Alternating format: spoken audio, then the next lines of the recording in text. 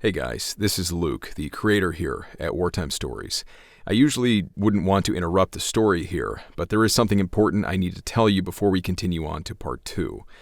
As I was finishing up this episode, new information came to light, which essentially tells us that this story has been told incorrectly for decades, with a number of pervasive myths becoming so integrated they are now regarded as fact. Now, for the sake of brevity, I'm not going to go into depth here, but the one thing you should know is that according to the Navy's records, there is apparently no evidence that the SOS message sent from the Indianapolis as it was sinking was received by anyone. As it was presented in the first episode, for some time now, everyone, including the survivors, believed that the SOS message had been received and then ignored, with no one then realizing their ship had even been sunk. Now, admittedly, there is an ongoing controversy about this particular myth, but because of this new information, as well as removing several other blatant myths that were written in, I did need to go back and rewrite the script and then basically redo the entire episode. Because they have been written into just about every book, film, and other production about the story until now, I will further discuss these myths in a separate short video that will be posted shortly after this episode. With that, here is part 2 of this incredible story.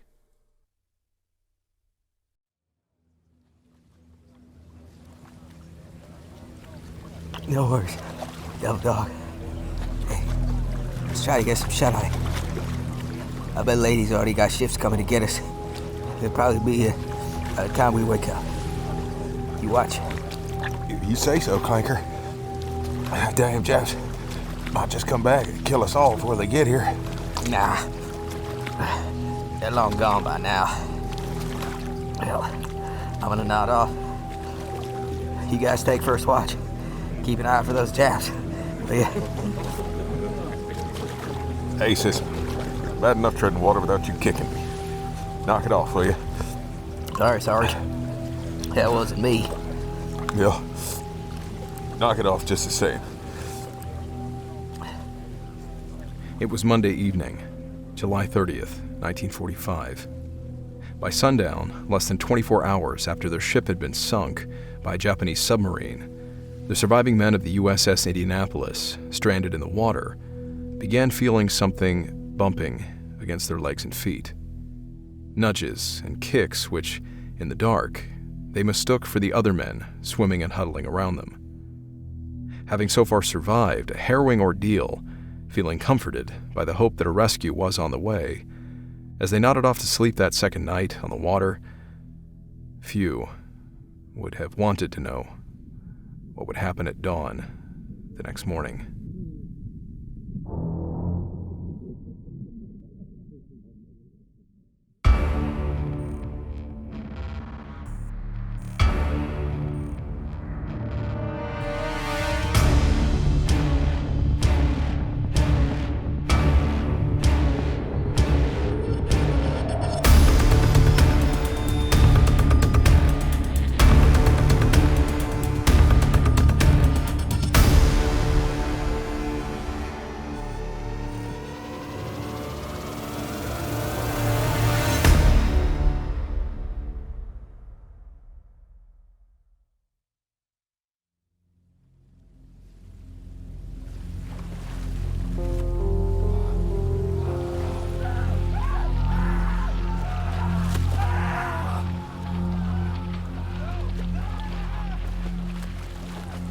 By Tuesday morning, the Sharks were attacking.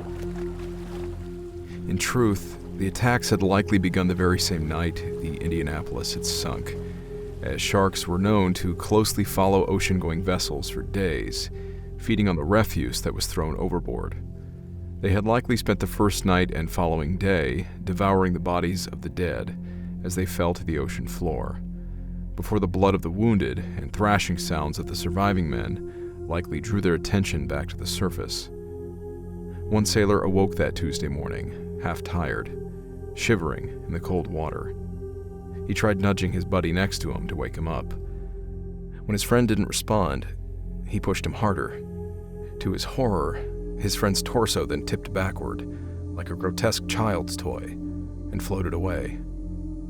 His friend had been eaten in half during the night, right up to the hem of his life vest. In growing horror, looking down at the crystal water below them, the men soon realized they had been surrounded by hundreds of swarming sharks. Makos, tigers, whitetips, and blues. 10, 12, some of them perhaps even 20 feet long. Survivors would later recount that they never knew fear like that, feeling sheer terror as their bare feet literally walked on the backs of these massive predators.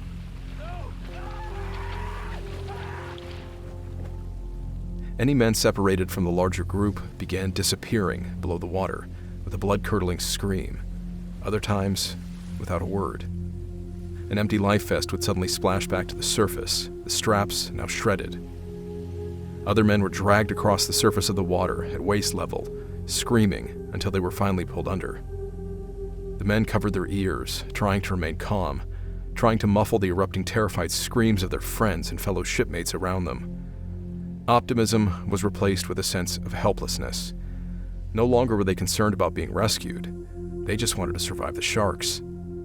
Some men just seemed to give up.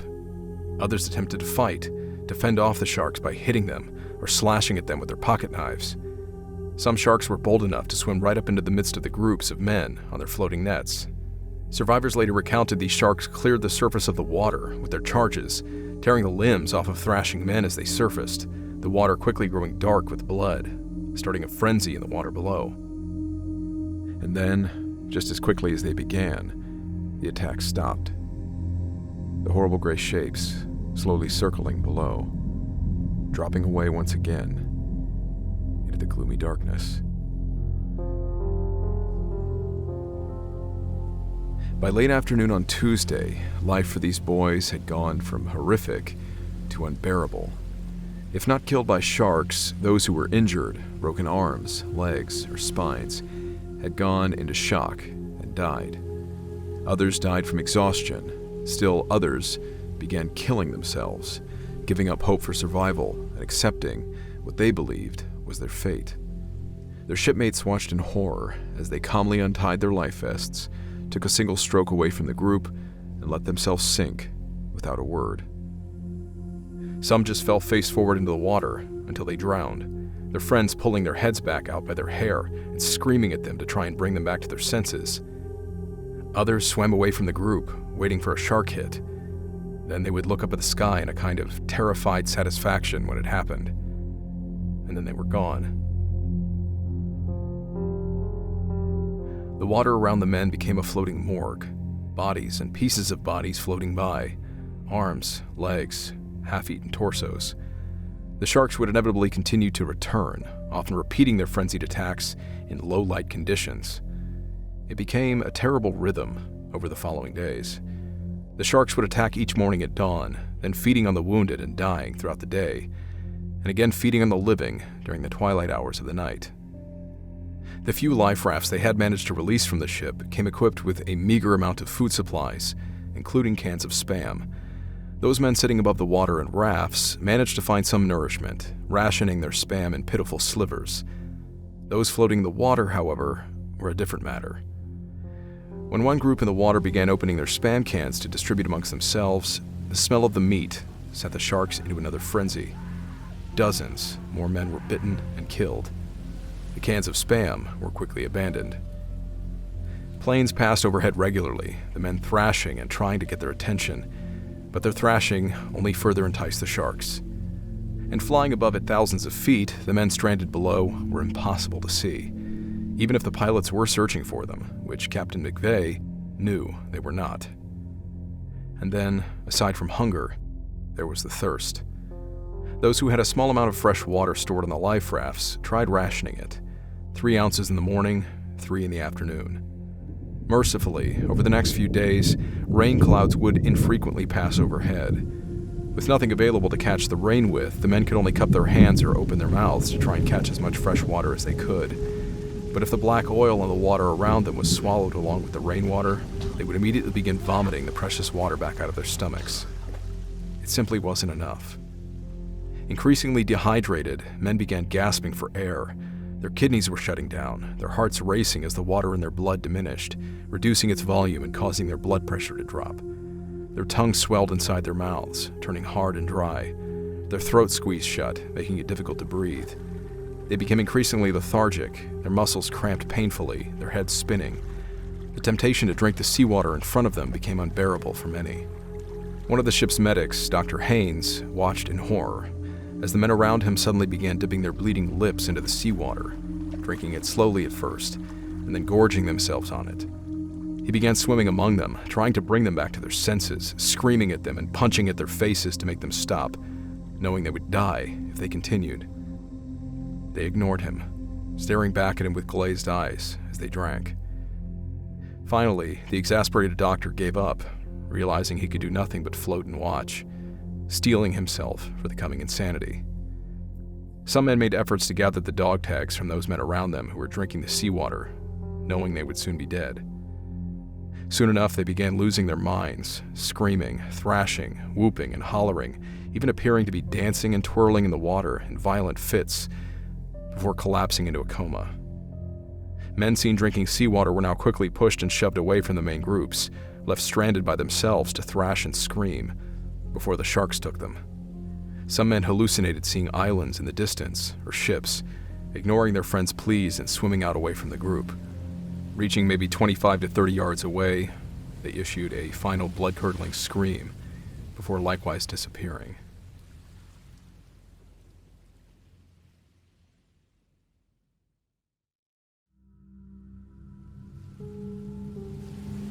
Another freezing night passed, the quiet darkness rent with screams, as the sharks once again fed on the living. The men huddled closer together as the temperature plummeted. It was so cold, they began announcing when they had to urinate, so others could gather around them for a brief moment of warmth. By Wednesday morning, more screams began issuing from within the huddled groups, but these were not just screams of pain. The men had started killing one another. Deranged from dehydration and salt poisoning, they became violent, believing even their friends around them were Japanese soldiers.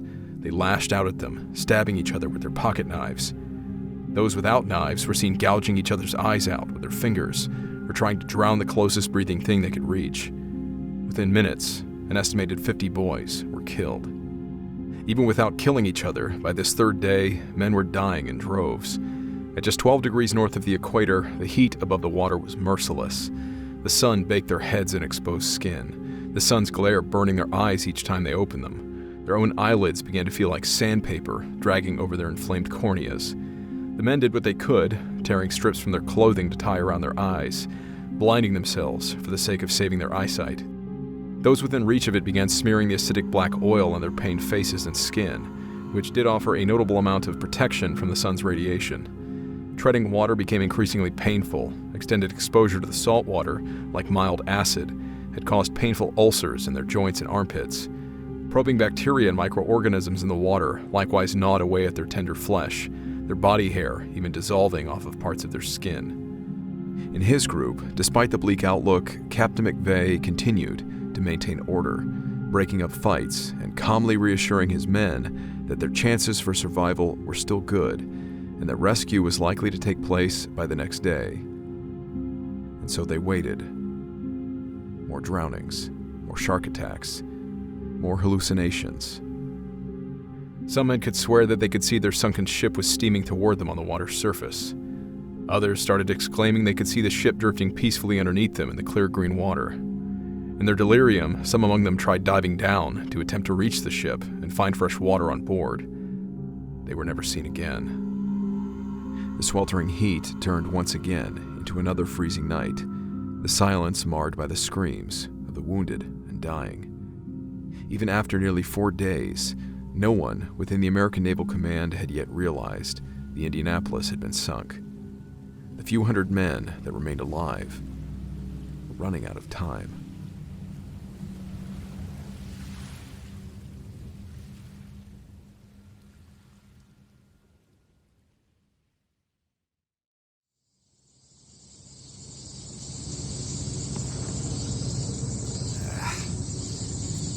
This damn thing. Damn it. Yeah, it's good enough. That ought to hold. All right, Caldwell. Go ahead and start her up. Roger. This damn island. Let's get the hell out of here. This heat is killing me.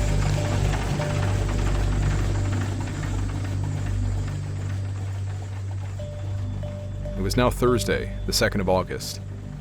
At 0900 hours that morning, Lieutenant Wilbur Chuck Gwynn had managed to repair his aircraft's damaged long-range antenna, landing briefly on the now American-held island of Peleliu. His repairs complete, his Lockheed PV-1 Venture bomber taxied down the runway, rising through the sweltering heat, the blackened and battered island dropping behind him as he directed his aircraft onto his designated course, a patrol and recon flight over the Philippine Sea. Flying at only 3,000 feet, he was much lower than most transitory planes would be flying this route, allowing for closer observation of the water and the spotting of enemy ships and submarines. In addition to his reconnaissance mission, he had also been tasked with testing out a new type of long-range antenna.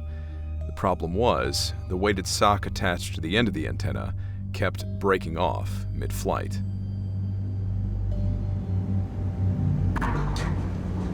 Gotta be kidding me. Hey, Captain. Yeah, go ahead, Hartman. Sock fell off that new antenna again. Yeah, I hear it. Damn thing. Can we make do without it? Well, our long-range comms won't work.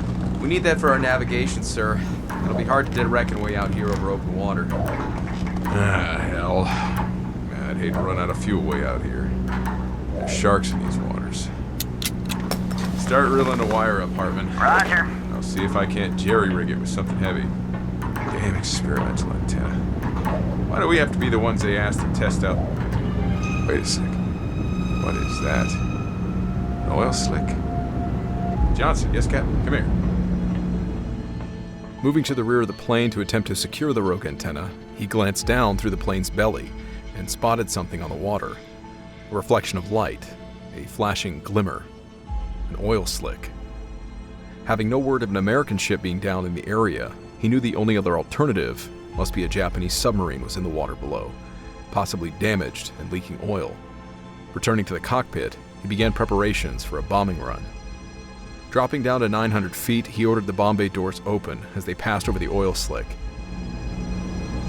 All right, Johnson. Get ready to drop on my mark.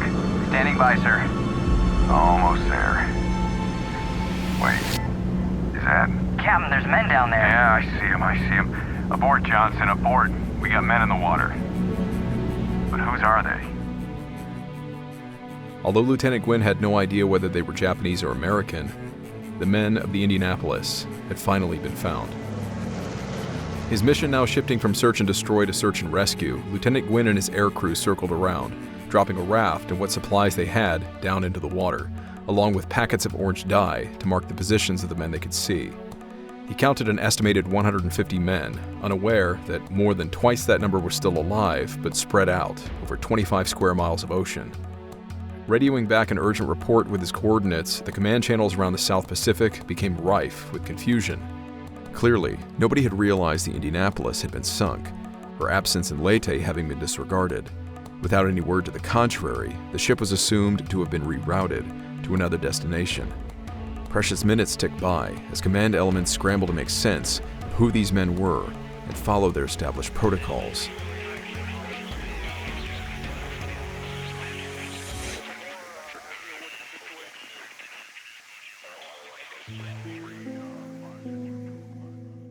With a limited amount of his fuel remaining, a second plane was quickly dispatched from Peleliu to replace Lieutenant Gwynn's plane in the air over the rescue site. Although still unsure of the men's identity, rescue ships were deployed from Leyte Harbor. However, with 650 miles of ocean to cross, it would still take them more than 20 hours to reach the men in the water. Another Navy plane, a PBM-5 passing through the area, spotted both the oil slick and Gwynn's plane circling below. By mid-afternoon, more planes arrived. These planes likewise dropped their provisions of survival gear and supplies, the air crewmen horrified at the number of sharks they saw circling the survivors down below. Flying his PBY-5A Catalina over the site, watching as the men below were attacked by sharks and dragged under the water, Lieutenant Adrian Marks knew that every second meant lives. Without waiting for permission, he brought his seacraft down on top of the rolling ocean, a daring risk. Sure enough, the landing was hard, popping the aircraft's seams and countless rivets as she hit the 12-foot waves. The plane was too damaged now to take off from the water, but with the propeller still spinning, Marks and his crew taxied the waters, pulling as many men up into the aircraft cabin as possible before nightfall. They squeezed 56 men inside before running out of room, Lieutenant Marks then asking the men to begin climbing out onto the wings to make room for more. And yet, another 50-odd men died in their efforts to reach the plane, either drowning from exhaustion or taken by sharks. Meanwhile, the USS Cecil J. Doyle, a destroyer escort ship on patrol just offshore of Peleliu, was now sailing at full speed to the area, the ship's crew still uncertain of who or what they were being sent to pick up. B-17s and B-29s sent to the rescue site were dropping rafts, food, and water kegs onto the water below, doing their best not to drop them on top of the men. Many of the water kegs unfortunately burst on impact. Darkness fell once again. Amid the rescue efforts, the sounds of painful screaming continued to sound across the water. A light on the horizon near midnight marked the approach of the Cecil Doyle. Against regulation, the ship kept her searchlights on, Captain Clater knowing it would make his ship an easy target for enemy subs, but also aware that the light would give hope to the men in the water, as well as help prevent the ship from running into the survivors. An hour after the Doyle's arrival, the USS Bassett arrived, its captain less willing to risk exposing his ship and ordering her spotlights turned off. His crew defiantly kept the lights on anyway, ordering their increasingly irate captain off of the bridge to remain confined in his quarters. Another 9 ships would eventually arrive over the following hours, scouring the wider area in search of as many groups of survivors as they could find. Even when being rescued, those men with the strength to fight still drew their pistols on the approaching rescue boats, demanding their rescuers first identify themselves. The rescuers witnessed true horrors, burdened with the difficult task of selecting which among the unconscious survivors were still alive to pull into the Higgins boats, and which they had to push away, leaving them for dead. As they pulled at their arms and torsos, the men screamed in agony, their skin so pickled by the seawater it was now easily separating from their bone and muscle. To avoid hurting them, the rescuers did their best to lift them by their remaining pieces of clothing and life jackets. Some came aboard with the flesh of their feet completely dissolved away, the bones of their toes now exposed. Some of the men they pulled out of the water were lighter than the others, the rescuers horrified when they pulled up the torso of a still living and breathing man, his lower half having been eaten away by sharks. Some rescuers risked their own lives, jumping into the shark-infested waters to drag the exhausted survivors closer to the rescue boats. Some among the survivors even refused to be rescued in their delirium, even jumping back off of the rescue boats into the water, saying, "I'm going home. We don't need you." In all, of the original 900 that made it off of the Indianapolis before it sank, only 316 men survived long enough to be rescued. Of these remaining survivors, much to the tragic frustration of their rescuers, more than half of these 316 men later died after they were rescued, before they could reach adequate medical attention. After dropping them off at the nearest American installations, the ships returned to the area looking for more survivors, finding only decomposing bodies and the stench of death on the water. Some bodies were recovered, the rest being given a ceremonial burial at sea. As the surviving men lay in hospital beds in Guam over the following months, by late August, pictures of an atomic explosion over the Japanese city of Hiroshima were being passed around. The men now realized what their ship had delivered to the island of Tinian months earlier. With these images soon came the news from September 2nd, 1945. Japan had surrendered unconditionally. The war was over.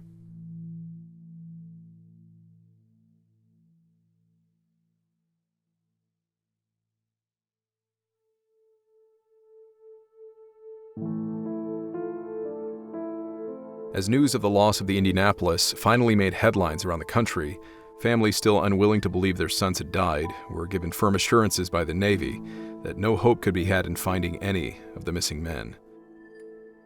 As the surviving sailors and Marines recovered from their injuries and were returned home to their families, they were no less appalled to discover that their beloved captain, Captain McVay, the man who had suffered the same horrible fate on the water that they did, and yet continuously encouraged his men and gave them hope for survival, he was now being court-martialed by the Navy. The court primarily blamed the sinking and ensuing deaths of the crew on 2 things. First, the assertion that Captain McVay failed to issue proper abandoned ship orders in a timely manner, which included the implied failure to send out a distress message. And second, the hazarding of his ship by his failure to zigzag. But as his men would attest, the torpedoes had heavily damaged the ship's communication systems. Captain McVay was unable to effectively communicate with his ship, and he otherwise did issue abandoned ship orders in a timely manner, to the best of his ability. And although the radio shacks were flooded by the time he reached them, the surviving radio operator who had transmitted an SOS message, Jack Miner, testified in his captain's defense, assuring the court that a message had been sent, whether or not it had been received. In a controversial move, even the I-58 Japanese submarine commander, Mochitsura Hashimoto, was flown from Japan to the United States to testify in the trial. Hoping to use him in favor of the prosecution, Commander Hashimoto embarrassed the Navy by arguing in defense of Captain McVay, explaining the angle of his attack and his release of 6 torpedoes in a widening fan formation. "I expected this," he told the court. "I sent 6 torpedoes to counter these evasive maneuvers. It was an easy target. He could not have escaped me." In agreement with Hashimoto, further testimony from an American submarine commander, Glenn Donahoe, made the prosecution's case falter when he stated that zigzagging as a defensive maneuver was of negligible value. Commander Hashimoto further indicated that had the torpedoes failed, he had several Kaiten ready to launch next, a torpedo version of a kamikaze aircraft. The sinking of the Indianapolis, he said, was inevitable. In the face of overwhelming evidence, Captain McVay was acquitted on the charge of failing to properly issue abandoned ship orders. However, even against the tremendous support of his surviving crew members, the testimony of Commander Hashimoto, along with these other witness testimonies, on December 19, 1945, the Navy convicted Captain McVay of hazarding his ship by failing to zigzag. Commander Hashimoto stated himself that he was intended to be a puppet for the court to use against McVay, that his translator repeatedly changed what he had said, and that the final decision was highly unjust. However, there is even more to Captain McVay's conviction than what has been made known by most accounts, because of the Navy's deliberate efforts to conceal this following information for decades afterwards. He wasn't court-martialed for hazarding his ship, he was court-martialed for sinking it. The hypothetical question posed to the court was whether or not Captain McVay would have been court-martialed at all if he hadn't zigzagged and then arrived safely in Leyte, having never encountered the Japanese submarine. The answer to this is, of course, no. He would have never been court-martialed for failing to zigzag his ship if the ship had never been sunk. Buried in the prosecution's trial notes, the true nature of McVay's court-martial was discovered decades later. Regardless of the Navy's repeated public attempts to lessen the appearance of an unjust conviction, they had in fact convicted Captain McVay of sinking his ship, as if to say he himself was primarily responsible. More than 350 American ships had been sunk during the war, and yet Captain McVay was the only captain to be court-martialed. Like many among the frustrated survivors who supported their captain's innocence for decades afterwards, until their deaths, even Commander Hashimoto never wavered from his opinion that this was an unjust decision. Such is the politics in the armed forces, some would say. Captain McVay was in no way at fault for the sinking of his ship or the death of his men. That alone rests with Commander Hashimoto. But the delay in the ship's arrival to Leyte was given little attention, with respective naval commands presuming the ship had been rerouted and then ignoring her continued absence while the surviving men were being eaten alive. If not for Lieutenant Gwynn flying overhead, the U.S. Navy's collective negligence may well have resulted in the death of all of these men, and this story would never have been told. Many among the surviving crew of the Indianapolis believe it was the failures of many senior-ranking officials that resulted in the sinking of their ship. But who better to be the scapegoat than their captain? Following the Navy's decision to convict him, bereaved by the loss of their sons, their husbands, and their fathers, families of the lost men would spend years sending hate-filled letters to Captain McVay. His wife and children would do their best to intercept these letters, but they simply could not stop him from reading all of them. According to his family, each letter he read destroyed him.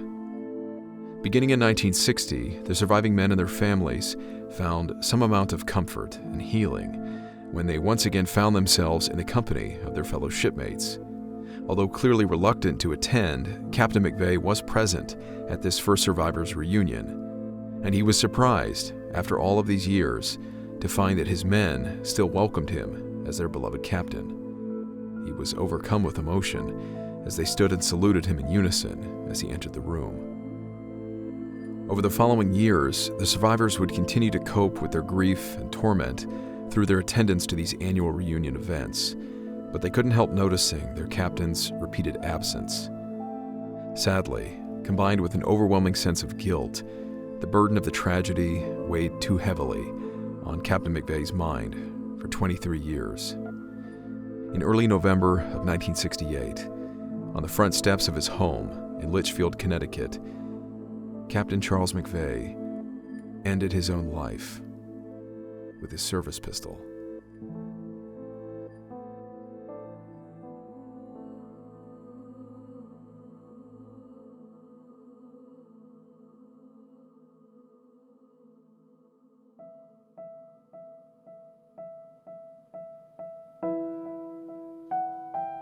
For the rest of their lives, the surviving men of the USS Indianapolis struggled through each day to cope with the trauma they experienced.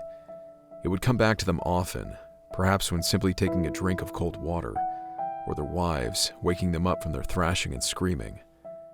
During this time, more of the Indianapolis crew would unfortunately follow after their captain, as they simply could not escape from the haunting memories of this tragedy. And despite its historical significance, the story of the USS Indianapolis went under the radar for decades, being excluded from the history books, unknown to generations of Americans, really not until the movie Jaws made reference to it. On the 32nd anniversary of her sinking on July 30th, 1977, a third U.S. naval ship, a submarine, was launched, later commissioned in 1980 with the name of the USS Indianapolis.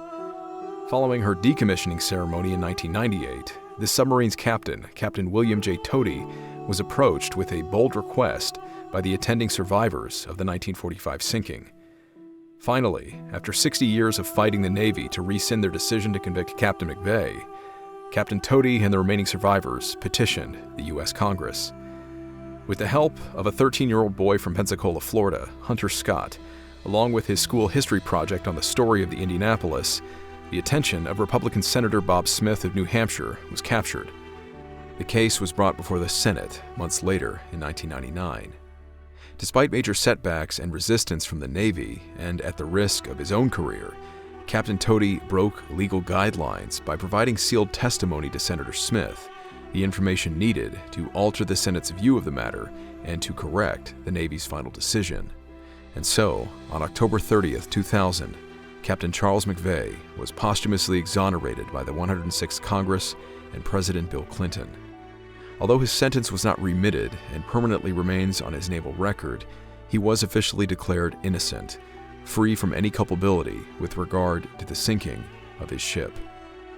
Along with the remaining survivors, now in their aging years, even Commander Hashimoto lived long enough to celebrate the exoneration of Captain McVay. Hashimoto died only 13 days after receiving this good news.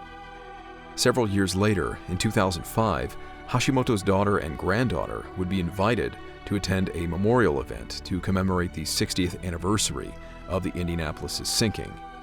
Although nervous at how they would be received, the American survivors welcomed these two women like family. They have continued to be welcomed back and have attended many of the annual reunions. Many believe that these men set an example of what it means to be proud of your country, to fight for freedom, for survival, and for justice, to fight with honor, and to forgive. To the men of the USS Indianapolis, to their families, and to those impacted by this tragedy and the many others like them, we wish you nothing but fair winds and following seas.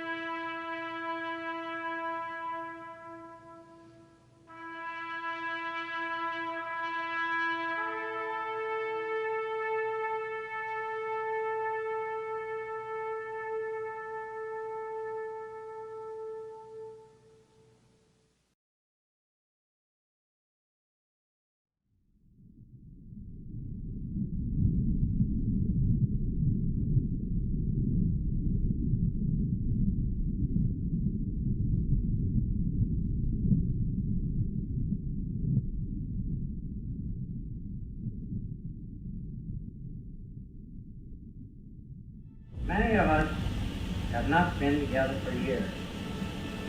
I recognize that we have a lot of catching up to do. For this reason, my talk will be brief. I hope that it will serve as a basis for reaffirmation of friendships, associations, and beliefs which the passage of time may have sought to weaken. As you know, I was the last commanding officer of the USS Indianapolis.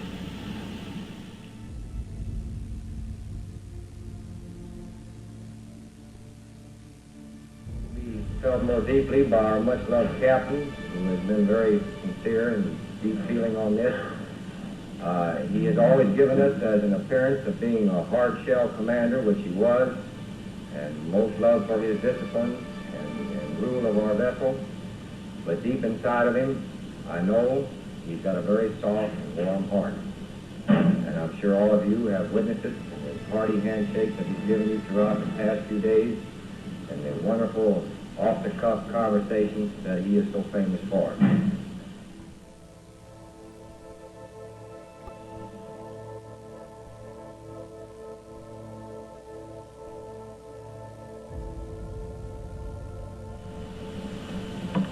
I don't know just how to express the happiness on my part of being invited. I believe everyone is put on this earth to do some good at some time. And I believe this was mine, even though it started with the worst tragedy in World War II.